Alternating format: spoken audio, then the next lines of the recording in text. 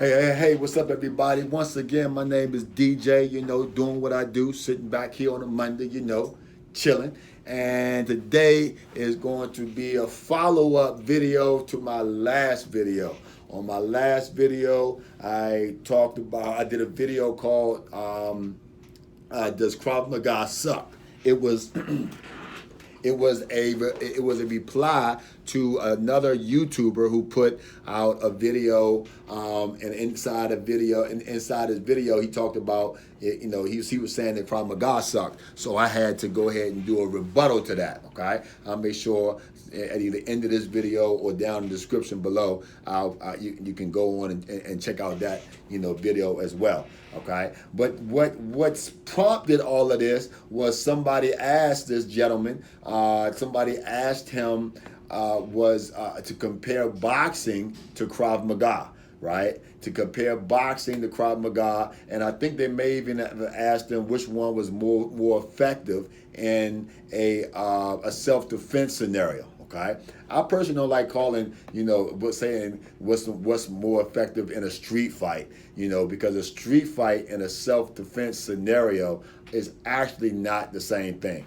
You know what? That's a whole nother video. I'm gonna write that down, because that's a whole nother video. I'm gonna do the difference between a street fight and a self-defense scenario. There is a difference. All right, cool. So in this video, what I'm gonna do is I'm gonna talk about the differences between Krav Maga and boxing, the differences between Krav Maga and Jujitsu, the differences between Krav Maga and MMA. Okay, I'm gonna talk about the pros and the cons. Okay, I'm going to talk about what are some of the pros that boxing has over Krav Maga and vice versa. Okay, what I'm not going to talk about is which one is the most effective one. Okay, I'm not going to get into that.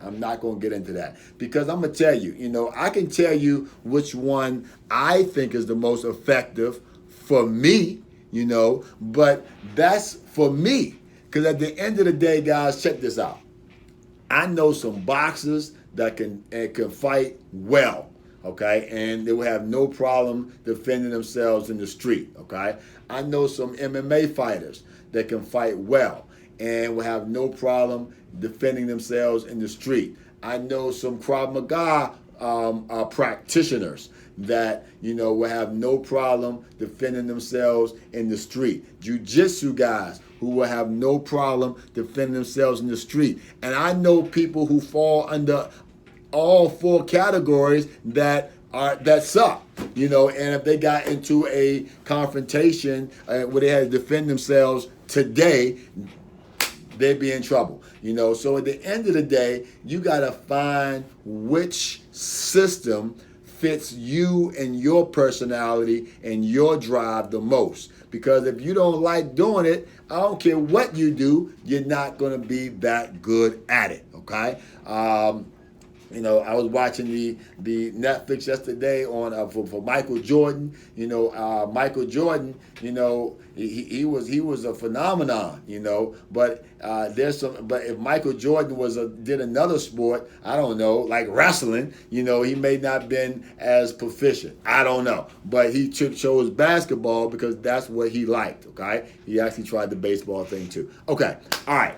So let's start off with the boxing, since that's what brought this conversation up, okay? And I'm going to try to keep this video down to a minimum. If not, I may even stop and break all these off in different videos. We'll see how it goes, okay? So we're going to start off with boxing, okay? I'm going to give you three, pros that boxing has over Krav, and I'm going to give you three pros that Krav has over boxing. There's always three, okay? Sometimes more, but we're going to start with three. All right, cool. So the first thing that boxing has over Krav Maga, I tell people this all the time.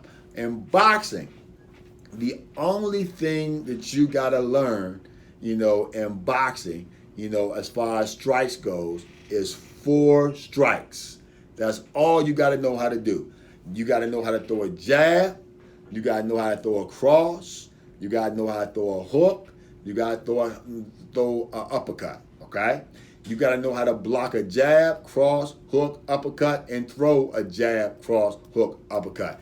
That's it. That's 4 strikes. Now, they got a whole bunch of different ways that you can do all of those strikes. They got a whole bunch of ways you can set it up. You can fake and stuff like that. It's a whole bunch of dynamics to it. I don't want you to make it think that it's not complicated. You got footwork, angles, and all that stuff. But at the end of the day, they got 4 strikes. If you ain't gonna hit me with a jab, cross, hook, or uppercut, and you a boxer, I ain't worried about you, okay? Because those are the 4 strikes that you throw in different forms, and that's what you throw. So that's an advantage that boxing has over Krav Maga, okay? So that's why if somebody been doing boxing, one of the reasons why somebody has been boxing for 2 years and somebody who does Krav Maga for 2 years, the boxer is probably going to be more proficient because he only had to he's been perfecting the same 4 strikes for the whole 2 years. Whereas in Krav Maga, they probably haven't even learned all the strikes they got yet, okay? People talk about, Krav Maga and how fast you can learn it. Boxing, you can actually learn faster because they don't have as much things in their repertoire as a Krav Maga person does. So you can actually learn how to box faster and perfect boxing. Not perfect, it takes longer to perfect anything, but be good at boxing than you are at Krav Maga. You can learn boxing, faster. Okay. So the second thing is the mindset. Now the mindset. We're not talking about Krav Maga as a system or boxing as a system. We're talking about the average practitioner or the average person that boxes over the average person that does Krav, okay? As far as mindset goes. The mindset, I touched on this in my last video. The mindset of a boxer is to knock your head off. That's the first thing he's thinking about doing. He's thinking about, how can I knock your head off, okay? The second thing he's thinking about is how to not get his head knocked off, okay? Hear what I just said. The first thing he's thinking about is how to knock your head off. The second thing he's thinking about is not getting his head knocked off. And Krav is just the opposite. I don't want to get my head knocked off, and I want to knock your head off, okay? So with Krav, they are thinking about defending and then attacking, where at boxing, they're thinking about attacking first, okay? As far as mindset goes, okay? Mike Tyson talks about that. When you a boxing man, a boxer, it's talking about an animal, right? They like, I'm trying to knock you out, right? And the second thing is not get knocked out, okay? If you're a good boxer, okay? Krav is totally different as far as the average Kraver goes. That's an advantage, okay? When you're going into a situation and you thinking about, being on the attack, being the attacker. I try to teach my students that as soon as the fight happens, you got to think about, I am the attacker, not the person that's defending, because it changes the way you fight. But most Kravers don't think like that, okay? Boxers do, okay? And the third advantage that boxing has over Krav Maga, and this is going to be the same. This is going to be the same. The third one's going to be the same across the board. And y'all already know what I'm about to say. Yep, what I'm about to say. They spar. Okay, boxers spar regularly. All right,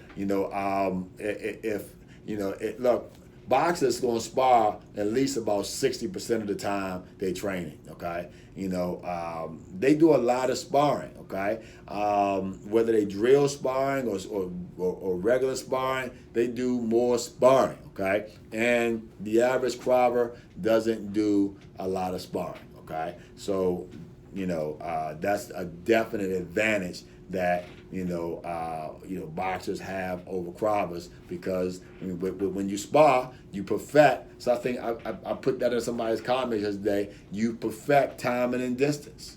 Okay, timing and distance. You got to know how close you need to be in order to do what, and you got to know the timing in order to land it. Okay, timing and distance, very, very important. Okay, so those are three things that boxers have over Krav Maga, over crawlers. Okay, there are three things that crawlers have over boxers. Okay, number one is a crawler has more weapons. He has more weapons. So that means he's got way more than four. So that means if you got a boxer and he's standing across from a Krav Maga person, if the Krav Maga person can get that groin kick off, or a leg kick off, or something like that, a front kick off, he gonna have the advantage over the boxer, because number one, not only does the boxer not know how to throw it, the boxer has no idea how to defend it. Okay, they don't even know that it's coming. So that's a huge advantage that a crawler has over a boxer. They got more weapons. If the crawler can take him to the ground, then a boxer on the ground has no idea what to do. Okay, and at least a Krav Maga person has an idea of what to do on the ground. Okay, so if it goes down to the ground, if he can take you down to the ground, then a boxer has a Krav has more options. Okay, so it takes longer to perfect those weapons because, of course, you have more of them, but that's a definite advantage. Okay. Speaking of weapons, Krav Maga deals with people with weapons. Okay.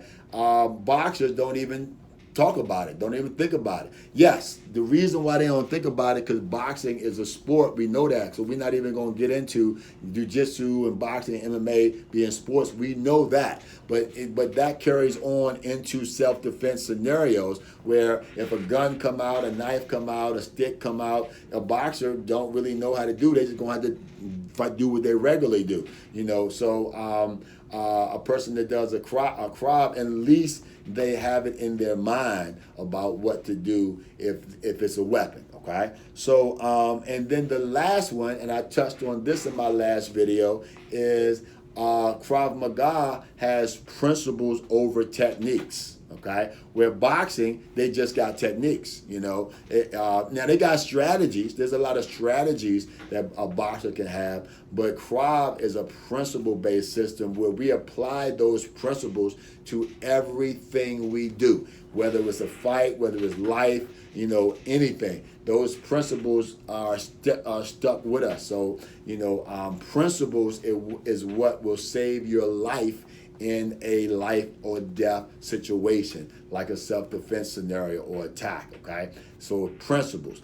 Krav is a principle-based system where boxing is just about throwing punches or blocking punches. Okay, so that's the advantages that boxing has over Krav, and the advantages that Krav has over boxing. I ain't tell you which one to do. I ain't tell you which one was better. It all depends on the person. Okay, all depends on the person. All right. So now let's go into jiu-jitsu. Okay. So the pros that jiu-jitsu has over Krav Maga. Well, the first pro is the same thing that jiu-jitsu has over every art there is, and that is they are better on the ground. Okay. No one is good as on the ground as a jiu-jitsu person. All right. There is no other system that is as proficient as jiu-jitsu is on the ground. Not even wrestling. All right. Once a jiu-jitsu guy goes down onto the ground, that's like going into a fly getting caught into a spider web. Okay. It's only a matter of time. It's only a matter of time. Okay. So jiu-jitsu is better than everybody on the ground. Okay. So if it goes to the ground, and that's one thing, it may not go to the ground, and I talk about that in another video. 90% of street fights actually, or self-defense scenarios actually don't go to the ground. But we ain't gonna get into that. We just gonna talk about the fact that they are way better on the ground than Kravers and everybody else. So that's the first advantage. Okay. The second advantage I think about Jiu-Jitsu has over Krav is they're more confident in their ability to do what they do. They are more confident in their ability to do what they do. Okay, because they do it all the time. You gotta believe it to achieve it. Okay, but if you have already achieved it, then you can believe it a whole lot better. Okay, and they are achieving it every day, which dials right into number 3. Same number 3 that boxing had. They spar, and they spar more than boxers spar. Look. At a boxing place, you go in there and you may spar a couple times a week or whatever. Especially I don't know how they still do it, but in the old school, on Fridays, if you went to the gym on Fridays, everybody was getting it in. It was Friday night fights. At every boxing gym, that's what you did. On Friday nights, you got it in. But at Jiu-Jitsu, you're going to get about, if it's an hour class, you're going to get maybe about 20 minutes of talking, about the technique of practice, and then they rolling for the rest of the time. That's all they do is roll. So they don't think they can get you in an arm bar. They know they can get you in an arm bar. They don't think they can do a triangle. They know they can do a triangle. They don't think they can do a rear naked. They know they can do a rear naked because they've done it in sparring so many times. Okay, that's why they're more confident in their abilities, because they've done it before. Whereas in Krav Maga, a lot of times y'all not pressure testing this stuff. All right, you gotta pressure test it. If you ain't pressure testing it, then your confidence, you got confidence. Okay, my company's confidence doing chaos, but you got confidence, but if no one's actually really grabbed you like that, you ain't sure. Where in Krav Maga, Jiu-Jitsu, if they go to the ground, they sure what they can do because they have already done it, and that's because they spar more. Okay, all right, cool. The pros that Krav Maga has over Jiu-Jitsu. Okay, now strikes. Okay, strikes. Now there are some Jiu-Jitsu schools, it's hard to find, that focus on self-defense. I think that like Henner Gracie and Henner Hiran, I hope I'm saying their name right. They focus on self-defense, but they get a lot of slack from the rest of the Jiu-Jitsu world. I've talked to some other Jiu-Jitsu practitioners, some serious guys, and they kind of push them out to the side. But most Jiu-Jitsu folks that I know are really into the sport aspect of it, and they don't strike. Okay, that's an advantage that Krav has over Jiu-Jitsu. Everybody got a plan. You already know it. Okay. They strike. If somebody ain't used to getting struck, then while they trying to set up a lot of those techniques and you get hit, that kind of throw your whole game off. When I go to roll, I used to take Jiu-Jitsu. Can't take it now, of course, but during this COVID thing. But when I took Jiu-Jitsu, man, one of the things that kept me sane, because of course they would tap me out over and over and over and over again. But one of the things that kept me sane is the fact that I'm thinking in my head, well, this is what I would have done had this been a street situation. A self-defense scenario. But I can't do that because that's not what we're doing in here. And that's how I kept my sanity, or else I would have left out of there demoralized, all right? But strikes.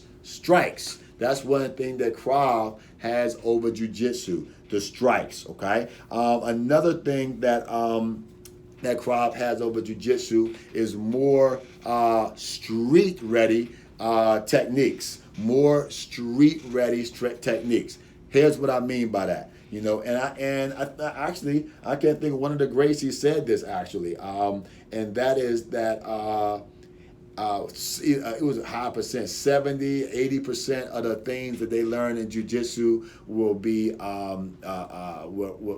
would be irrelevant in a actual street fight or actual self-defense scenario. 70 to 80% of the things they practice you would never use outside of a jiu-jitsu school. Okay, you just use when you rolling. You know, 70% of the stuff. Okay, when I was taking jiu-jitsu, I said, okay, this is nice. This is nice. I would never ever do that in a self-defense scenario, but when you roll in and stuff is different. You know, when you on the mat is different. Whereas Krav, everything they use or reuse is street applicable, or we wouldn't even put it in there. Okay. I've learned some things that's in our Krav Maga curriculum that I didn't think was street applicable, and I take it out. I take it out. I was like, I wouldn't teach none of my students to do that because I don't think that that's a good, street-ready technique. I think that may work in sparring or whatever, but I don't think that's a street good. So I take it out. And a good Krav Maga instructor won't teach their students anything that he thinks that they won't be able to use in a actual situation. Okay, so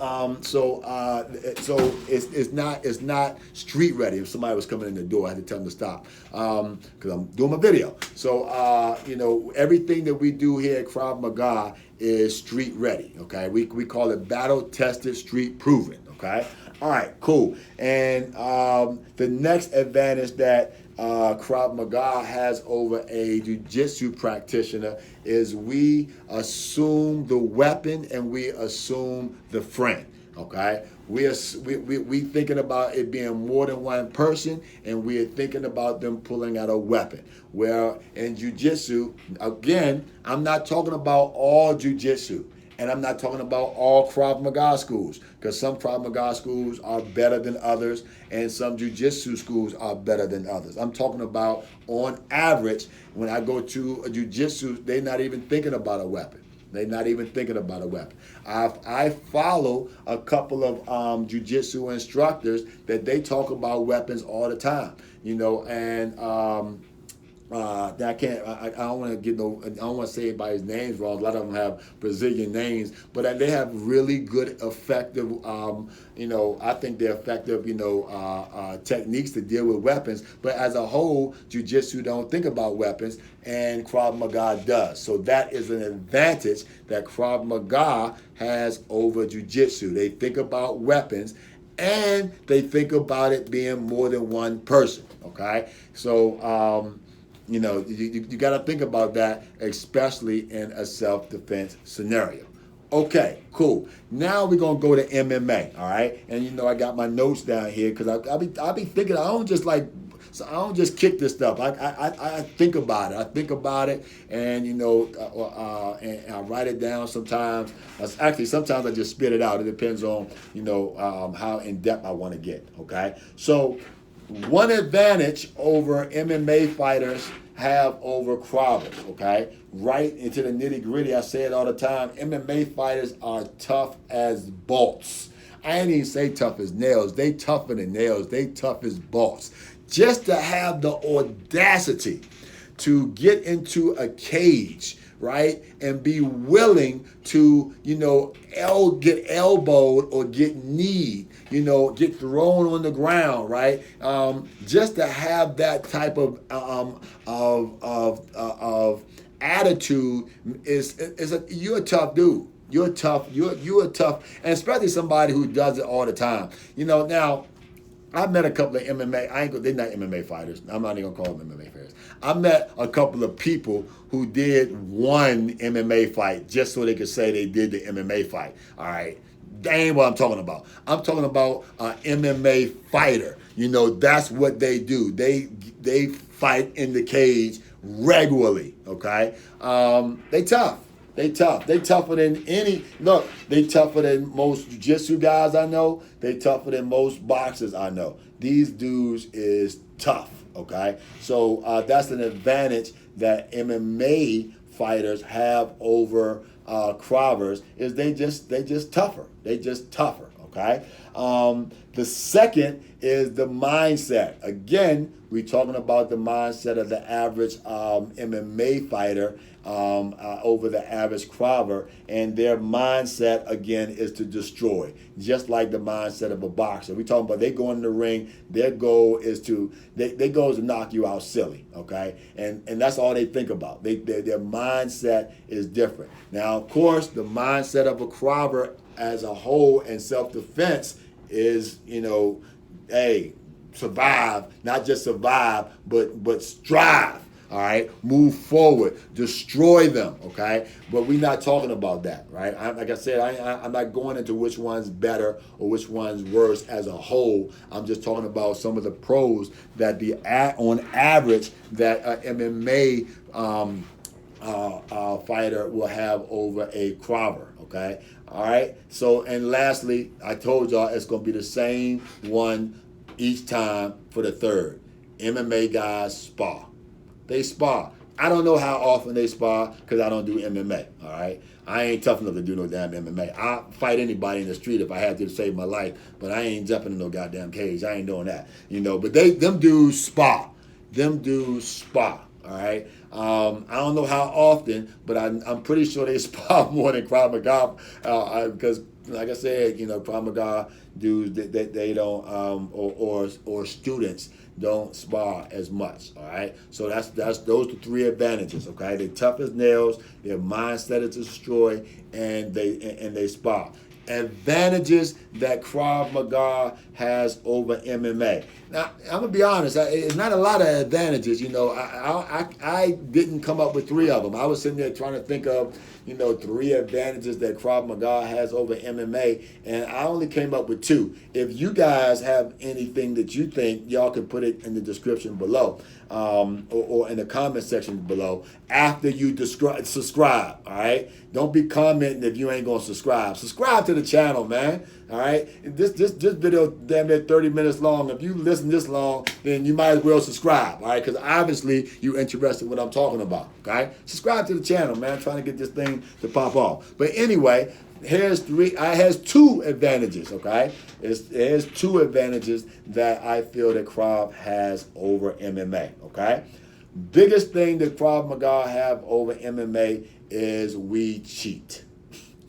Yeah, hey, it is what it is, man. We cheat, all right? If you look, it's no rules. It's no rules, all right? If I gotta bite you, I'll bite you. If I gotta scratch your eyeballs, I'll scratch your eyeballs. If I gotta spit in your face, I'll spit in your face. All right. If I gotta try to kick you, knee you, grab you in the groin, I do whatever I have to do to win the fight. I ain't even talking about going home safe. I'm talking about winning the fight. All right. You attack me in the street. I'm telling you, I'm gonna do. I'll pick up I'll pick up my little pick. I'll pick up some scissors. I'll throw something at you. I got no rules. There's no rules in Krav Maga. That's an advantage over MMA fighters because the MMA fighters don't think like that. They ain't thinking like that because that's not what they do every day. You will do what you are trained to do. You would do what you are trained to do. Just recently, it was a popular UFC fighter who, somebody broke into his house and he got into a scuffle. I forgot the guy's name. He fought John Jones. Did a good job fighting John Jones. Lost, but I think he got hurt or something. Anyway, he fought John. This dude is tough. And somebody broke in his house. And he said he went down into the kitchen or whatever, and he saw him, and it was a scuffle or something like that, and I'm thinking to myself, I wonder if he even thought about pulling out, grabbing a weapon or doing something like that or whatever, going for the guy's eyes or groin. He probably thought about doing what he do every day, and that's MMA fighting. Tough dude, he gonna win the fight, but a Kraver, they thinking about anything that they can do. Okay, so that's an advantage that Krav Maga has over an MMA fighter is that, we thinking cheat off the break. We thinking cheat off the break. All right, and the second advantage that we have over is we going back to the weapons. Okay, we deal with weapons where an MMA fighter doesn't. Okay, now look, you can talk about how effective our weapon stuff is or whatever, but it's in our mind. And the fact that it's in our mind gives us an advantage, okay? So if you take a crowber, we know, okay, what's the advantage of them having a stick, you know? Okay, the distance is a blunt object. What's the advantage of them having a knife, okay? You know, what's the advantage of them having a gun, a long gun? And Krav Maga, especially nowadays, we talk about what to do in an active shooter situation. You ain't even going to discuss that in an MMA gym. Ain't nobody discuss you right after. It's messed up with the shooting. It's terrible. But right after a shooting, people in MMA say, "Man, that's fucked up. What happened at the mall, man? Shit, you know, that's terrible." You know, and then they go back to their training. With Krav Maga, they thinking, "All right, this what happened at the mall. Let's think about what could have been done to get us out of that situation had we been in that situation." All right, they go right into it. Okay, so Krav Maga is more prepared as far as dealing with weapons, active shooter, and stuff like that. You know, those are the two advantages that Krav Maga has over MMA. Other than that, guys, I don't really have another advantage, man. Them MMA dudes, the MMA guys, is they legit. You know, now yes. MMA is a sport. We know that. Boxing is a sport. We know that. Jiu-jitsu is a sport. At least now we know that. Krav Maga is not a sport, but that wasn't what we were talking about. We were just going over some of the differences between MMA, Krav Maga, boxing, Krav Maga, and Jiu-jitsu and Krav Maga. Okay, so now you got all that information. You can decide which one is better for you. Okay, I can actually make this video even longer and go deeper into it. But instead of that, man, just go back into my last video when I talk about this Krav Maga suck. And actually, there's a couple other videos I put about this subject that I'm gonna put in the description down below that y'all can check out. And I'll make sure I put my timestamps in here too. I probably should have said that at the beginning of the video, but I'll put it in the description below. So you have timestamps. So for those of you who don't want to listen to the whole video, that you can log off. All right. But whatever you're gonna do, whatever you take, do it to the best of your ability. All right. Peace. I'm out. Oh, don't forget to subscribe to my channel. Tired of telling y'all to subscribe to my channel. Look at the whole video. Don't subscribe to the channel. Subscribe to my channel, man. Like, comment, subscribe. All right. Peace. I'm out.